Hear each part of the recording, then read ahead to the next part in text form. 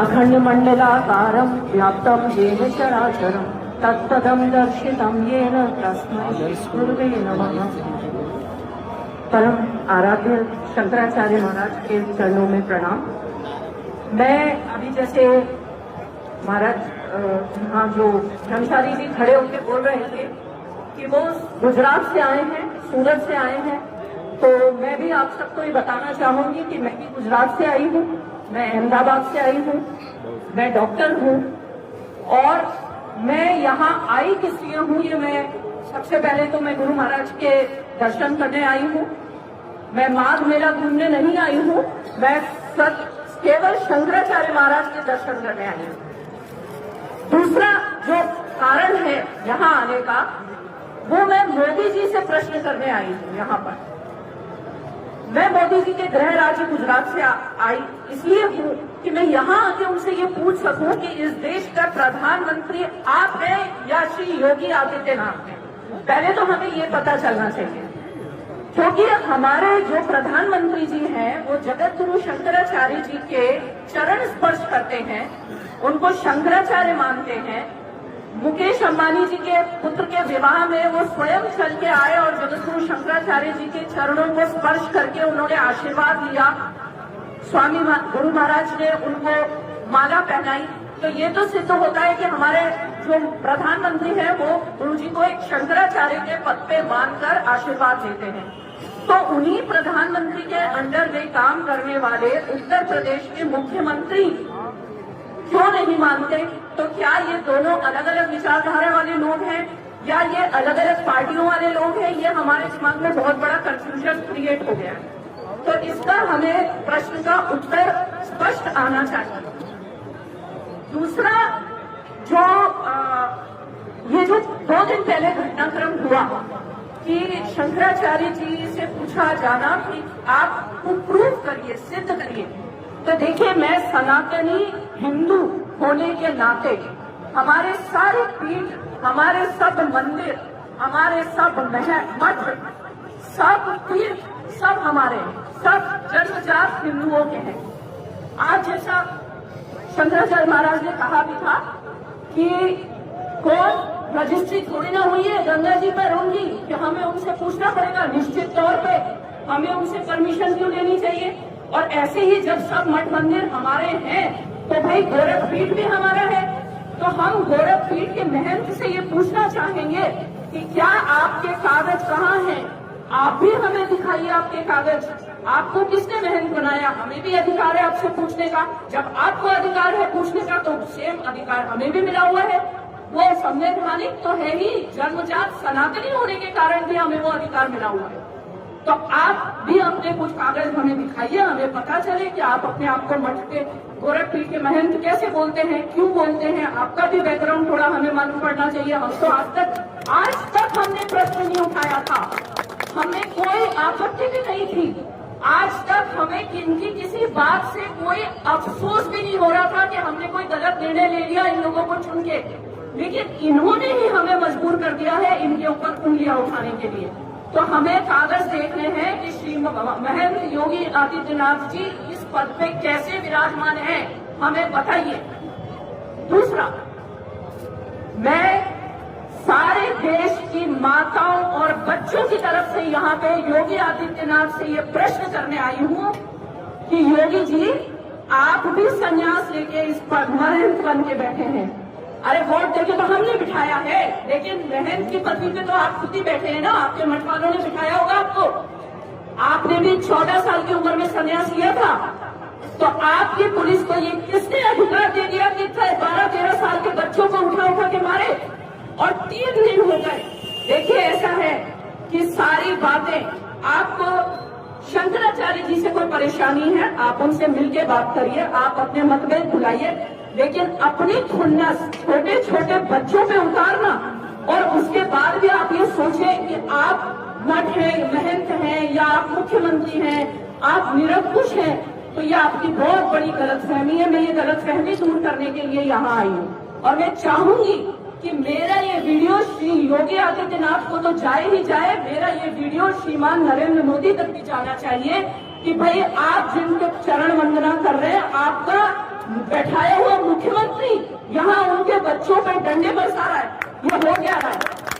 ये कौन सी तानाशाही है, कौन सी हिटलर शाही है, ये कौन सा अमृतकाल चल रहा है? हम तो बहुत कंफ्यूजन में है भाई, सीधी सी बात है।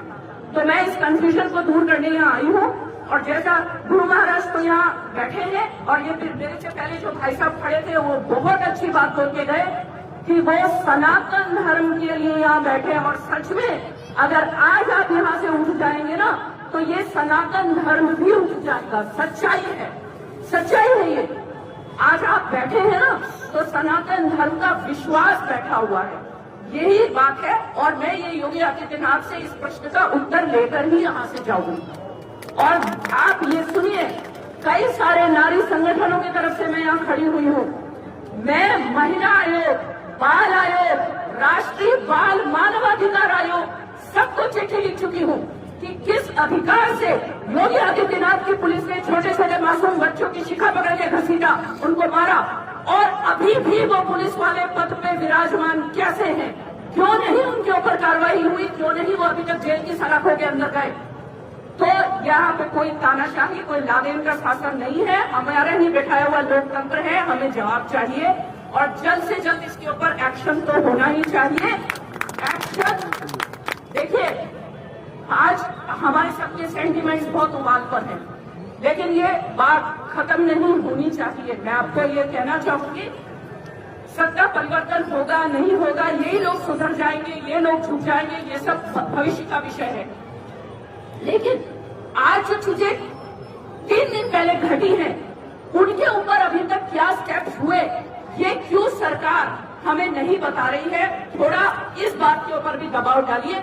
दूसरी बात, सारी मैं तो हूं अभी और मैं बराबर यहाँ पे संवाद करती ही रहूंगी, क्योंकि जब तक माताएं बहनें क्वेश्चन नहीं पूछेंगी, जब तक माताओं बहनों को ये दर्द नहीं होगा कि इन बच्चों का क्या कसूर था, ऐसे ही ये लोग मुंह छुपा छुपा के अपने बाकी के भी काम करते रहेंगे। तो ये भ्रम फैलाया जा रहा, बच्चों ने हाथ पकड़ा था। हाँ, ये बात है।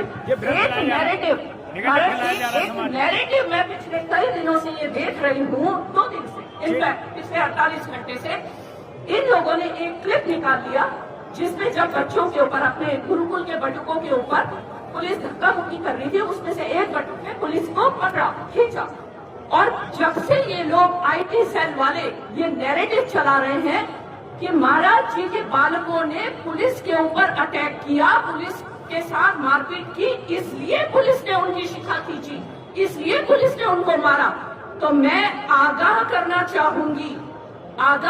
चाहूंगी कि जो भी ये फेक नैरेटिव चला रहा है कि भैया बालक, नाबालिग, 10-12 साल का बच्चा अगर जघन्य से जघन्य अपराध भी कर दे तो भी उसको कानूनी दंड नहीं दिया जा सकता। देश में कोई जुवेनाइल जस्टिस एक्ट जैसी भी कोई चीज है। और आप ये कह रहे हो कि बच्चों को जब मारा गया और बच्चे ने धक्का दे दिया, इस एवज में पुलिस वालों ने मारा, तो ऐसे पुलिस वालों को तो फांसी पे चढ़ा देना चाहिए। किस बात के आईपीएस है वो? किस बात की ट्रेनिंग लेके आए हैं? पुलिस वालों को तो ट्रेनिंग इस बात की दी जाती है कि जब कोई दंगा हो, जब कोई फसाद हो, जब कोई पब्लिक आर्गुमेंट चले तो उनको संयम रखना चाहिए। अरे ये कैसे बेवकूफ पुलिस वाले हैं जो बच्चों के संयम तोड़ने से खुद का संयम खो बैठे। अरे वाह, क्या बात है, हम तो बिल्कुल सेफ नहीं है। अरे भैया, हिंदुत्व तो बाद में खतरे में होगा, या तो माताएं बहनें बच्चे खतरे में हैं, हमारे बच्चे खतरे में हैं ऐसे पुलिस वालों से। तो एक बच्चे ने धक्का दे दिया तो पुलिस वाला जूते से मारेगा। मैं माताओं बहनों को यह बोलना चाहूंगी कि अपने बच्चों की सेफ्टी के लिए इन पुलिस वालों से सवाल करो, किस अधिकार से इन्होंने ये किया और किस अधिकार से अभी भी कुर्सी पे बने बैठे हैं। तो ये बहुत सारे सवाल हैं। आज तो मैं 3 ही प्रश्न रख रही हूँ, ये बहुत महत्वपूर्ण 3 प्रश्न है। हमारे यहाँ के शिष्य बच्चे जो गुरुकुल वो तो पढ़ रहे हैं गोकुल में। जी हाँ, बिल्कुल, मोबाइल चला रहे हैं, उनको रोकिए, मोबाइल चलाने वालों को रोकिए। देखिए, मैं जगत गुरु शंकराचार्य महाराज के जितने गुरुकुल हैं काफी मैं देख चुकी हूँ और इतने सुंदर संस्कार उन बच्चों में हैं, हमें तो गर्व होता है। मैं तो जितनी बार देखती हूँ उन बच्चों को, मेरा सीना गर्व से फूलता है, मेरा माथा गर्व से ऊंचा हो जाता है कि आज जिस जनरेशन जेन जी जो मोबाइल से बाहर नहीं निकलती, टिकटॉक से बाहर नहीं निकलती, वहाँ ये बच्चे शास्त्र पढ़ रहे हैं, वेद पढ़ रहे हैं। सतयुग आप देखेंगे ना उन बच्चों को, आपको लगेगा आप सतयुग में खड़े हैं। और उन बच्चों पे हाथ उठाया इनकी पुलिस ने, जिस पुलिस, फिर हम बोलेंगे तो बात बहुत लंबी चली जाएगी। देखिए हमने अभी तक इनकी बहुत सारी बातों पे कुछ नहीं बोला, क्योंकि हम सोचते थे ये हिंदू है, अपने लोग हैं, इनकी बातों को ढक दो, अपने लोग हैं। अरे भाई हिंदुत्व खतरे में आ जाएगा, हिंदुत्व खतरे में आ जाएगा, दूसरे वाले सत्ता में आ जाएंगे, ढक दो। लेकिन इनकी जो ये हरकत है किसी भी तरीके से ढकने लायक नहीं है। और देखिए भारत में अपने हिंदुओं के इतिहास में, सनातनी इतिहास में लड़ाइयाँ हिंदुओं में भी तो हुई है। ऐसा थोड़ा हुआ है कि केवल हिंदू मुस्लिम फलाना ढीकड़ा, अंग्रेज और हिंदू यही होता रहा। अरे महाभारत तो हुई, कौरव पांडव दोनों ही पक्ष हिंदू थे। तो बात हिंदू मुस्लिम और किसी और धर्म की नहीं, बात अधर्म और धर्म की है। ये अधर्म की तरफ खड़े हैं और निश्चित तौर पे जहाँ शंकराचार्य महाराज खड़े हैं वही धर्म है। इससे ज्यादा हमें कुछ नहीं पता, न इससे ज्यादा हमें कुछ पता करना है। सीधी बात, दो टूक, हमें इन तीनों प्रश्नों के उत्तर मोदी जी से, योगी जी से और पुलिस पे कब एक्शन हो रहा है ये चाहिए। मैं हम मानव अधिकार आयोग, बाल आयोग, महिला आयोग, सब में मैं चिट्ठी लिख चुकी हूँ, मुझे उनसे आंसर चाहिए और मैं प्रत्यक्ष भी जाके उनसे इस बारे में आंसर लेने वाली हूँ। तो यही बात बोलनी थी। और रही बात, जो कुछ हिंदू अभी भी उनको ऐसा लग रहा है कि हमारी पार्टी है, हमारी पार्टी है, हमारी पार्टी है, तो भैया ठीक है, तुम्हारा भी नशा उतर जाएगा बहुत जल्दी सबका नंबर लगेगा। और लास्ट में दो ही पंक्ति बोलूंगी, समर शेष है नहीं पाप का भागी केवल व्याध, जो तटस्थ है समय लिखेगा उनके भी अपराध। इसलिए तटस्थ तो अब हो ही नहीं सकते हम, इस बार या उस बार। हर हर महादेव।